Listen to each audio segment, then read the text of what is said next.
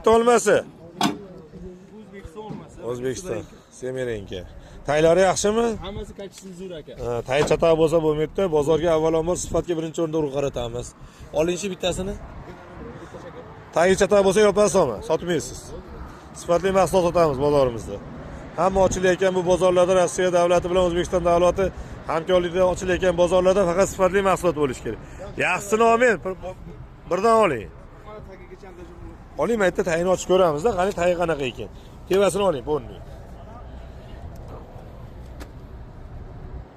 Mana mashinlarga yetib olib bering. Ko'rdingizmi mana bu narsa solinmasin. O'zbek brendi bo'lishi kerak. Mana olib kel. Ko'rdingizmi? Bunaqa narsa bo'lmasin aka. Sagi yaxshi. Endi bitta narsa aka.